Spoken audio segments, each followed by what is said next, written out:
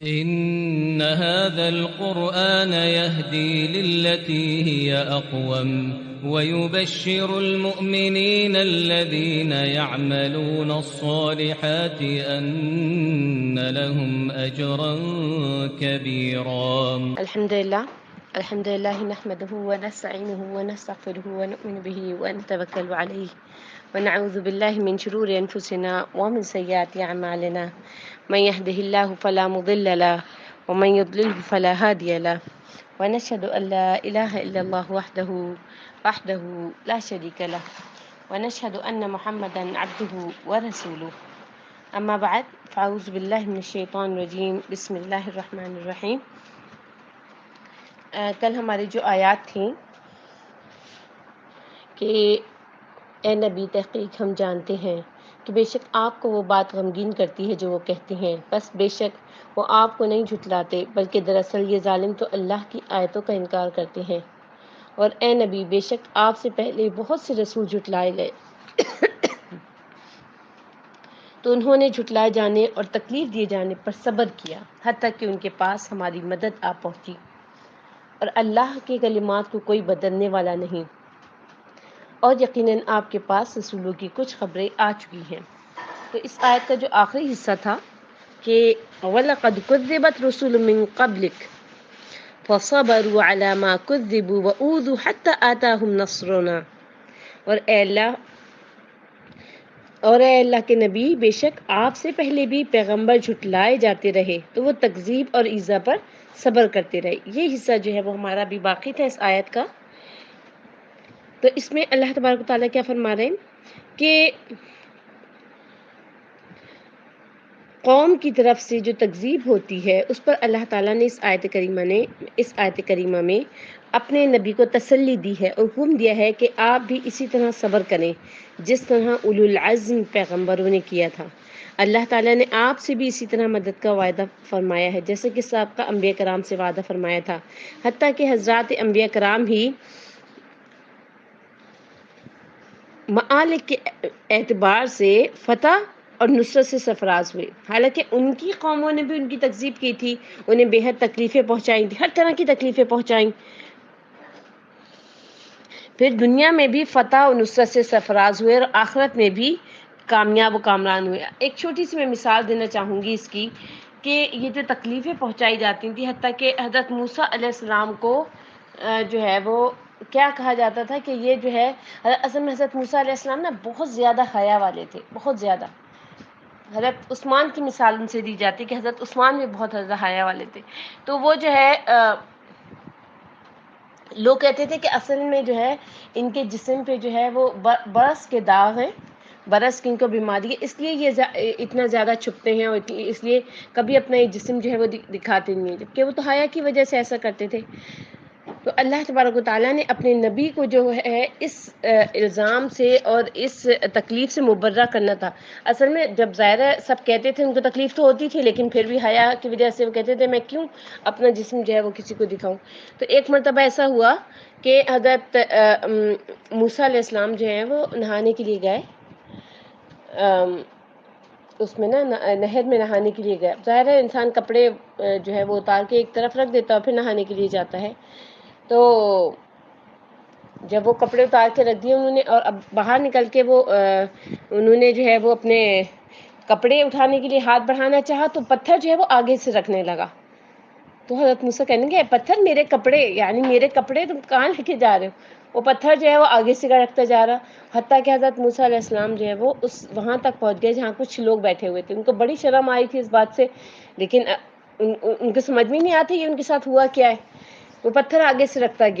گیا تو لوگوں نے دیکھ لیا اس چیز کو، اور پھر لوگوں کو پتہ چل گیا کہ ایسا کچھ نہیں ہے، حضرت موسیٰ کے جسم پر جو ہے وہ کوئی کسی قسم کے داغ نہیں تھے. ٹھیک ہے، یعنی انہوں نے وہ تہمت باندھی ہوئی تھی اور اس کے بعد جو ہے وہ باقی سارے کپڑے جو ہے وہ ان کے اس کے اوپر تھے، پتھر کے اوپر. تو جو ہے اس کا ذکر جو ہے وہ سورۃ احزاب کی جو بالکل آخری کی آیتیں ہوں گی نا اس میں آئے گا. تو یہ ایک چھوٹی سی مثال میں نے آپ کو دی ہے کہ جو ہے وہ زندگی بھر جو ہے وہ اس بات کے تانے سنتے رہے کہ ان کے جسم پہ برس کے داغ ہیں. یعنی لوگوں کی جو مرضی آتی ہے، زبانی ہلانا ہوتا ہے نا، جو مرضی آتی ہے وہ کہہ دیتے ہیں، جس طریقے سے تکلیف پہنچانا چاہیں وہ تکلیف پہنچا دیتے ہیں. جس طریقے سے ان کو جھٹلانا چاہیں ان کو جھٹلا دیا جاتا ہے. اور صرف یہی ظلم نہیں بلکہ اکثر تو کیا ہوتا تھا کہ قتل کر دیے جاتے تھے. کس بات پر؟ کہنے کا مقصد کیا ہے کہ اللہ تبارک و تعالیٰ کیا کہہ رہے ہیں، محمد ہمیں معلوم ہے کہ یہ جو باتیں یہ لوگ بناتے ہیں اس سے تمہیں رنج ہوتا ہے.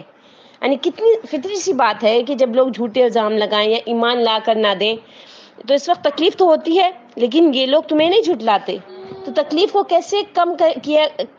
کیا جائے؟ اب وہی ڈسیپٹیو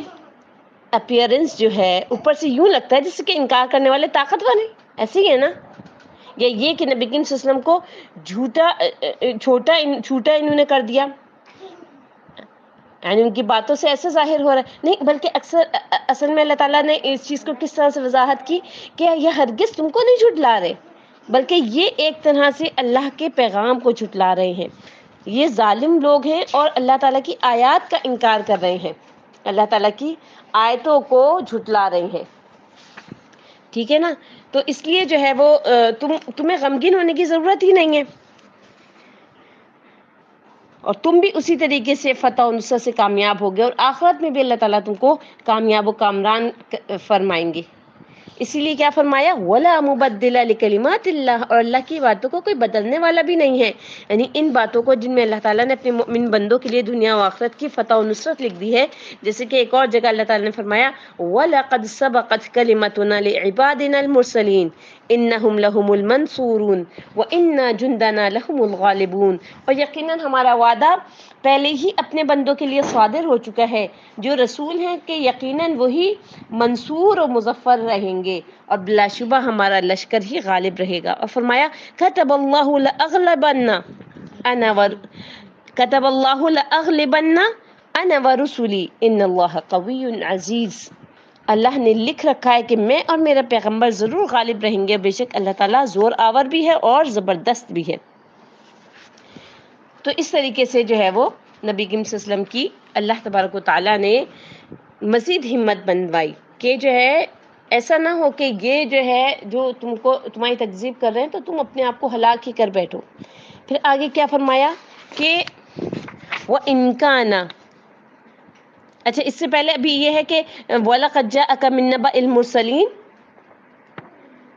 کہ یقیناً جو ہے وہ اللہ کے کلمات کو کوئی بدلنے والا نہیں، اور آپ کے پاس رسولوں کی کچھ خبریں آ چکی ہیں. یعنی یہ جو بات تھی کہ آپ تک ہم نے بتا دیا، جس سے حضرت یوسف علیہ السلام کی خبریں آ چکی، حضرت موسیٰ علیہ السلام کی، حضرت عیسیٰ علیہ السلام کی، تو آپ بھی جو ہے وہ صبر سے کام لیں اور جو ہے وہ قوم کی تکذیب کو جو ہے وہ نہ اس بودر کریں، بلکہ اس کے مقابلے میں یہ دیکھیے کہ ان سب کو ہم نے فتح و نصرت سے نوازا، تو آپ کو بھی جو ہے وہ آپ کے حصے میں بھی انشاءاللہ فتح و نصرت آئے گی. تو آپ کے لیے ان کی زندگی کیا ہے؟ نمونہ ہے ان پیغمبروں کی زندگی. ٹھیک ہے، اور آگے کیا فرمایا جا رہا ہے؟ وَإِن كَانَ كَبُرَ عَلَيْكَ إِعْرَاضُهُمْ فَإِنِ اسْتَطَعْتَ أَن تَبْتَغِيَ نَفَقًا فِي الْأَرْضِ أَوْ سُلَّمًا فِي السَّمَاءِ فَتَأْتِيَهُمْ بِآيَةٍ،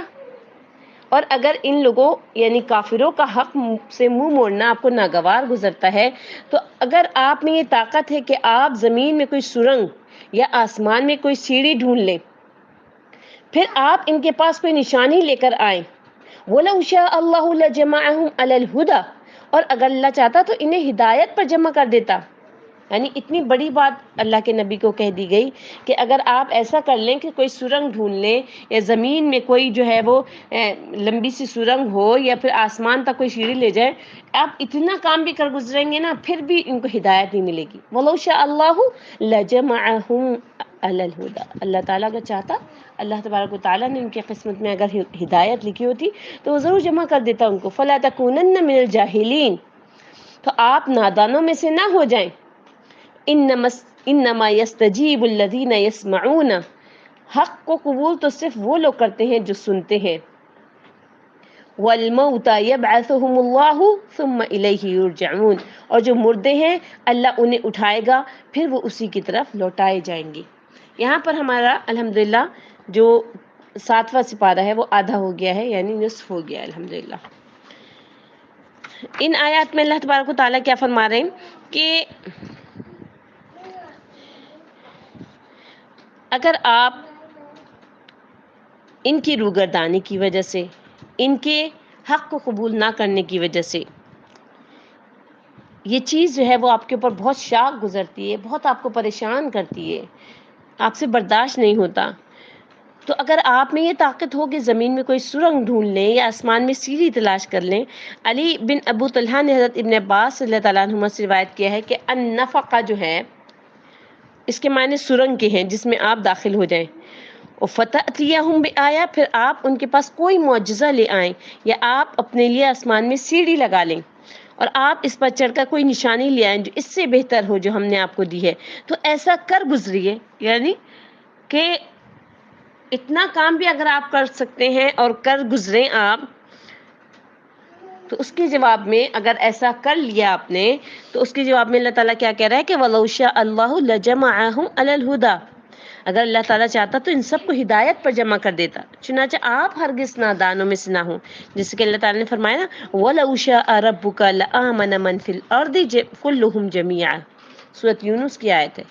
کتنی دیکھیں صاف اور واضح طور پر اللہ تعالیٰ نے فرمایا، اور اگر آپ کا پروردگار چاہے تو جتنے لوگ زمین میں ہیں سب کے سب ایمان لے آئیں۔ علی بن ابی طلحہ نے حضرت ابن عباس سے ارشاد باری تعالیٰ، یہ جو یہ والی ہے نا آیت وَلَوْ شَاءَ اللَّهُ لَجَمَعَهُمْ عَلَى الْهُدَى، اس کے بارے میں روایت کیا ہے کہ رسول اللہ صلی اللہ علیہ وسلم کی شدید خواہش تھی کہ سب لوگ ایمان لے آئیں اور ہدایت کو قبول کر کے آپ کی اتباع شروع کر دیں، تو اللہ تعالیٰ نے آپ کو مطلع فرما دیا کہ ایمان جو ہے وہ صرف وہی لوگ لے کے آئیں گے جن کی قسمت میں لوح محفوظ میں یہ سعادت مقدر کر دی گئی ہے، یعنی جس کی قسمت میں اللہ تعالیٰ نے یہ سعادت مقرر کر دی ہے وہ لوگ ہی ایمان لے کر آئیں گے۔ ہر ایک کی قسمت میں اللہ تبارک و تعالیٰ نے ایمان نہیں رکھا، ٹھیک ہے نا، یعنی ایسا نہیں ہے کہ جو ہے وہ جو بھی انسان ہے، جو بھی اس امت محمدیہ کے اس میں پیدا ہوا تو وہ جو ہے ایمان لے کر آ جائے گا، نہیں، بلکہ اگر انہیں حق بات سننے سے دلچسپی ہوتی، پھر حق بھی ایک بات ہی ہوتی ہے، جو حق سے دلچسپی رکھتے ہیں وہ اس کے لیے تکلیف اٹھا کر، مشقت اٹھا کر بھی اس کو سنتے ہیں، ٹھیک ہے نا، اور اس سے فائدہ اٹھاتے ہیں۔ تو اللہ تعالیٰ کہہ رہا ہے وَالْمَوْتَى يَبْعَثُهُمُ اللَّهُ ثُمَّ إِلَيْهِ يُرْجَعُونَ، رہے مردے، یہاں مردوں سے ان لوگوں کو کہا گیا ہے، یعنی جو مردوں سے مراد ہے وہ کون لوگ ہیں کہ جن کے ضمیر مردہ ہو چکے ہیں، جن کی عقل سمجھ ختم ہو چکی ہو، تو انہیں اللہ بس قبروں سے ہی اٹھائے گا اور پھر وہ اس عدالت میں پیش ہونے کے لیے واپس لائے جائیں گے، یعنی قیامت کے دن ان کا حساب کتاب ہوگا، اور ویسے بھی جو مردے قبر میں ہیں ان سب کو جیسے اٹھایا جائے گا، لیکن جو لوگ ہدایت کی بات کو سننا ہی نہیں چاہتے ہیں ان کو جو ہے وہ یہاں پر مردوں سے تشبیہ دی ہے کہ جو ہے وہ حق کی بات سے وہ لوگ بہت زیادہ دور ہیں، ٹھیک ہے۔ تو اسی طریقے سے جو ہے اللہ تبارک و تعالیٰ نے نبی کریم صلی اللہ علیہ وسلم کو اس کے بعد جو ہے وہ یہ مثال بھی دے کے فرمایا کہ اے محمد صلی اللہ علیہ وسلم، آپ کی دعوت کو وہی لوگ قبول کریں گے جو آپ کی بات کو سنیں اور سمجھیں، ٹھیک ہے نا، جیسے کہ ایک اور جگہ فرمایا لِيُنذِرَ مَن كَانَ حَيًّا وَيَحِقَّ الْقَوْلُ عَلَى الْكَافِرِينَ، تاکہ وہ اس سے ڈرائے جو زندہ ہے اور کافروں پر اللہ کی بات، یعنی اللہ کی جو عذاب کی جو بات ہے وہ ثابت ہو جائے، ٹھیک ہے۔ تو اس لیے جو ہے وہ اللہ تعالیٰ نے ڈرانے کے لیے بھی بھیجا اور بشیرن و نذیرن بھی بنا کے بھیجا، ٹھیک ہے۔ تو جیسے میں نے ابھی آپ کو بتایا کہ مردوں سے مراد یہاں جو ہے کفار ہیں، کیونکہ ان کے دل جو ہیں وہ مردہ ہیں، اللہ تعالیٰ نے ان کے ساتھ انہیں تشبیہ دی ہے، جو جسموں کے اعتبار سے مردہ ہیں، اللہ تعالیٰ نے ان حقارت سے جو ہے وہ ان کی تنقیص فرماتے ہوئے یہ بات کہی کہ اللہ تعالیٰ ان کو لوٹائے گا اور پھر جو ہے وہ ان سے حساب کتاب لے گا۔ آگے کی جو آیات ہیں اس میں اللہ تبارک و تعالیٰ کیا فرما رہے ہیں کہ وَقَالُوا لَوْلَا نُزِّلَ عَلَيْهِ آیَةٌ مِّن رَبِّهِ، اور انہوں نے کہا کہ اس نبی پر اس کے رب کی طرف سے کوئی بڑی نشانی کیوں نہیں نازل کی گئی۔ قُلْ إِنَّ اللَّهَ قَادِرٌ عَلَىٰ أَن يُنَزِّلَ آیَةً، کہہ دیجئے بے شک اللہ اس پر قدرت رکھتا ہے کہ کوئی بڑی نشانی نازل فرمائے، وَلَٰكِنَّ أَكْثَرَهُمْ لَا يَعْلَمُونَ، لیکن لوگوں میں سے اکثر علم نہیں رکھتے۔ وَمَا مِن دَابَّةٍ فِي الْأَرْضِ، ولا طائر يطير بجناحيه الا امثالكم، اور زمین پر چلنے والا کوئی جانور اور اپنے دونوں پروں سے اڑنے والا کوئی پرندہ ایسا نہیں جو تمہاری طرح الگ امت نہ ہو۔ ما فرطنا فی الکتاب من شیء ثم الی ربہم یحشرون، ہم نے کتاب میں کوئی چیز نہیں چھوڑی جس کا ذکر نہ کیا ہو، پھر وہ سب اپنے رب کی طرف اکٹھے کیے جائیں گے۔ والذین کذبوا بآیاتنا صم وبکم فی الظلمات، اور جن لوگوں نے ہماری آیتوں کو جھٹلایا وہ اندھیروں میں بہرے اور گونگے ہیں۔ من یشاء اللہ یضللہ وَمَن یشاء یجعلہ علی صراط مستقیم، اللہ جسے چاہتا ہے گمراہ کر دیتا ہے اور جسے چاہتا ہے سیدھی راہ پر لے آتا ہے۔ یہ اللہ تعالیٰ کی مرضی ہے۔ یعنی مشرکین کا جو ہے سب سے پہلے مشرکین کا نشانی نازل ہونے کا مطالبہ کہ انہوں نے نشانی مانگی کہ آپ جو ہے وہ کوئی نشانی دیجئے، کہ محمد صلی اللہ علیہ وسلم سے مطالبہ کیا کہ کوئی جو ہے وہ ایسی عادت یا کوئی ایسی نشانی کیوں نہیں نازل ہوتی کہ جیسے انہوں نے کہا تھا نا کہ لن نؤمن لک حتی تفجر لنا من الارض ینبوعا، ہم ہرگز آپ پر ایمان نہیں لے کے آئیں گے جب تک کہ عجیب و غریب باتیں آپ ہمیں نہ دکھا دیں۔ او تکون لک جنۃ من نخیل وعنب فتفجر الانہار خلالها تفجیرا، ہمارے لیے یا تو زمین سے چشمہ جاری کر دیں یا آپ کے لیے کھجوروں اور انگوروں کا کوئی باغ ہو اس کے درمیان میں آپ نہریں جاری کر دیں۔ او تسقط السماء كما زعمت علينا كسفا او تأتي بالله والملائكة قبيلا، یا جیسے آپ دعویٰ کرتے ہیں ہم پر آسمان ٹکڑے ٹکڑے کر کے گرا دیں گے یا اللہ اور فرشتوں کو ہمارے سامنے لے آئیں گے۔ تو اللہ تعالیٰ ان ساری باتوں کے جواب میں کیا فرما رہے ہیں؟ قل ان اللہ قادر، کہہ دیجئے کہ بے شک اللہ تعالیٰ ہر طرح کی نشانی اتارنے پر قادر ہے، لیکن اکثر لوگ نہیں جانتے۔ یعنی اللہ تعالیٰ نشانی اتارنے پر قادر تو ہے لیکن اس کی حکمت کا تقاضا ہے کہ وہ اسے مؤخر کیے ہوئے ہے، کیونکہ اگر وہ ان کے مطالبے کے مطابقت سے نشانی نازل کر دیتا اور یہ پھر بھی ایمان نہیں لاتے تو اللہ تعالیٰ دنیا میں ہی ان کو سزا عطا فرماتا، جس طرح اس نے سابقہ قوموں کو دنیا ہی میں سزا دی، اسی طریقے سے جیسے کہ اللہ تعالیٰ نے سورہ بنی اسرائیل میں فرمایا اور ہمیں نشانیاں بھیجنے سے صرف اس چیز نے روکا ہے کہ پہلے لوگوں نے ان کی تکذیب کی تھی اور ہم نے سمود کو ایک اونٹنی نبوت صالح کی کھلی نشانی دی تھی تو انہوں نے اس پر ظلم کیا، اور ہم نشانیاں صرف ڈرانے کے لیے ہی بھیجا کرتے ہیں۔ اور کیا فرمایا؟ اور اگر ہم چاہیں تو ان پر آسمان سے نشانی اتار دیں پھر ان کی گردنیں اس کے آگے جھک جائیں گی۔ تو امثالکم سے کیا مراد ہے؟ کہ جو اللہ تعالیٰ فرما رہے ہیں نا کہ وما من دابۃ فی الارض ولا طائر یطیر بجناحیہ الا امثالکم، اور زمین میں جو چلنے پھرنے والے حیوان یا دو پروں سے اڑنے والے جانور ان کی بھی تم لوگوں کی طرح جماعتیں ہیں۔ یعنی حضرت مجاہد رحمۃ اللہ علیہ فرماتے ہیں کہ اس سے مراد یہ ہے کہ ان کی ایسی جماعتیں ہیں جو اپنے اپنے نام سے پہچانی جاتی ہیں۔ اور قتادہ فرماتے ہیں کہ پرندے ایک امت ہیں، انسان ایک امت ہے اور جنوں کی ایک امت ہے۔ صدی فرماتے ہیں کہ الا امثالکم، یعنی تمہارے جیسی مخلوق۔ تو ارشاد الہی کیا ہے؟ ما فرطنا فی الکتاب من شیء، ہم نے کتاب یعنی لوح محفوظ میں کسی چیز کے لکھنے میں کوتاہی نہیں کی، سب کا علم اللہ کے پاس ہے، وہ ان میں سے کسی کے رزق اور تدبیر کو نہیں بھولتا، خواہ اس کا تعلق یعنی بر کی مخلوق سے ہو یا بحر کی مخلوق سے ہو، یعنی زمین کی مخلوق سے ہو یا سمندر کی مخلوق سے ہو۔ تو جیسے سورۃ ہود میں بھی سورۃ جو 12واں سپارہ جو شروع ہوتا ہے وَمَا مِن دَابَّةٍ فِي الْأَرْضِ إِلَّا عَلَى اللَّهِ رِزْقُهَا، اور زمین پر کوئی چلنے پھرنے والا نہیں مگر اس کا رزق اللہ کے ذمے ہے، وہ جہاں رہتا ہے اسے بھی جانتا ہے اور جہاں سونپا جاتا ہے اسے بھی وہ جانتا ہے۔ یہ سب کچھ کتاب روشن میں لکھا ہوا ہے، ایسی کتاب میں جس میں ان کے نام لکھے ہوئے ہیں، ان کی گنتی، ان کی رہائش، ان کی تمام تر حرکات و سکنات کو لکھا ہوا ہے۔ یعنی ایک ایک پرندہ، ایک ایک جانور، چھوٹی سے چھوٹی ہر قسم کا جو جانور ہے سب کے جو ہے کہاں وہ رہتے ہیں، کہاں کتنی ان کی گنتی ہے، ان کی کیا حرکات و سکنات ہے، سب کچھ لکھا ہوا ہے۔ تو اللہ تعالیٰ فرما رہے ہیں وَكَأَيٍّ مِّن دَابَّةٍ لَا تَحْمِلُ رِزْقَهَا اللَّهُ يَرْزُقُهَا وَإِيَّاكُمْ وَهُوَ السَّمِيعُ الْعَلِيمُ، اور بہت سے جانور ہیں جو اپنا رزق اٹھائے نہیں پھرتے، اللہ ہی ان کو رزق دیتا ہے اور تم کو بھی،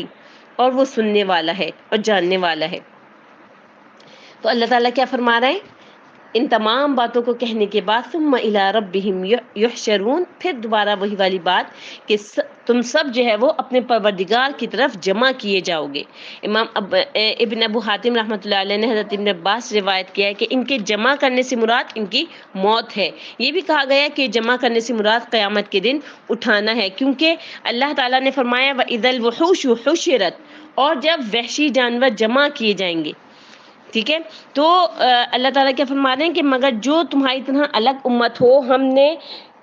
ہم نے جو ہے وہ کتاب میں کوئی بات نہیں چھوڑی جس کا ذکر نہ کیا ہو، وہ سب کے سب اپنے رب کی طرف اکٹھا کیے جائیں گے۔ یعنی ساری مخلوق کو قیامت کے دن اللہ تعالیٰ جمع کرے گا، جانوروں کو، حیوانوں کو، پرندوں کو اور دیگر تمام مخلوقات کو جمع کیا جائے گا، اور اللہ تعالیٰ کے عدل و انصاف کا عالم یہ ہوگا کہ سینگوں والی بکری سے بے سنگوں والی بکری کو بھی انصاف دلائے گا۔ پھر ان سے کہا جائے گا کہ اب مٹی ہو جاؤ، تو انہیں مٹی ہوتے دیکھ کر کافر بھی کیا خواہش کریں گے؟ کافر کہیں گے یا لیتنی کنت ترابا، اے کاش کہ میں مٹی ہوتا، یعنی میں بھی انہیں کی طرح مٹی بن جاتا۔ تو کفار کو جو ہے اندھیروں میں جو جتنے کافر ہیں ان کو اللہ تبارک و تعالیٰ نے کیا فرمایا کہ وہ جو ہے وہ اندھے اور بہرے اور گونگے ہیں۔ انشاءاللہ آیت کی اس حصے کی تفسیر جو ہے وہ ہم کل مکمل کریں گے۔ اللہ تبارک و تعالیٰ سے دعا ہے کہ اللہ رب العالمین احکم الحاکمین ہمیں اس بات کی سمجھ عطا فرما دے کہ ہمیں جب اٹھایا جائے گا، ہمیں جو اللہ تبارک و تعالیٰ جمع فرمائیں گے، تو اس جمع ہونے میں ہم یہ دیکھیں کہ آج ہمارے کیا اعمال ہیں، ہم جو ہے وہ اللہ تبارک و تعالیٰ کے پاس جانے کے لیے کیا تیاری کر کے بیٹھے ہوئے ہیں۔ وہ کون سا لمحہ، وہ کون سی گھڑی ہوگی کہ آپ یہ دیکھیے کہ کبھی کبھی تھوڑا سا نا اس چیز کے اوپر غور کیا کیجئے کہ وہ لوگ کہ جو لوگ پاکستان کے بنتے وقت تھے یا اس سے پہلے تھے، وہ لوگ اب قبروں میں سارے کے سارے سو رہے ہیں، ٹھیک ہے۔ ہم بھی اگر آپ ایک تھوڑا سا اندازہ کریں کہ جیسے یہ جو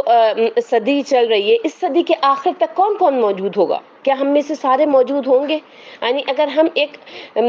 اندازہ کریں کہ جو ہم لوگ کی عمریں ہوتی ہیں وہ 65 سے 70 سال تک کی عمر ہوتی ہے، تو یعنی ایک وقت اللہ تبارک و تعالیٰ نے مقرر کیا ہوا ہے، اگر بوڑھے بھی ہو جائیں تو اس وقت کو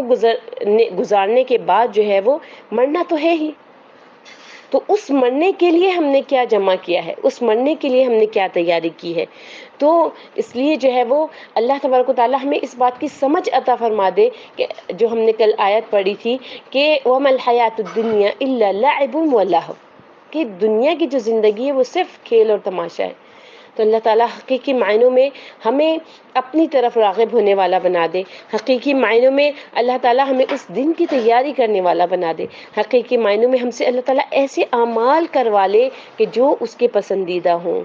ایسا نہ ہو کہ ہم انجانے میں غلطی سے یا اپنی ہڈرمی کی وجہ سے کوئی ایسا عمل کر گزرے کہ جو اللہ تعالیٰ کو ناراض کرنے والا ہو۔ سبحان ربک رب العزت عما یصفون وسلام علی المرسلین والحمد للہ رب العالمین۔ السلام علیکم ورحمۃ اللہ وبرکاتہ۔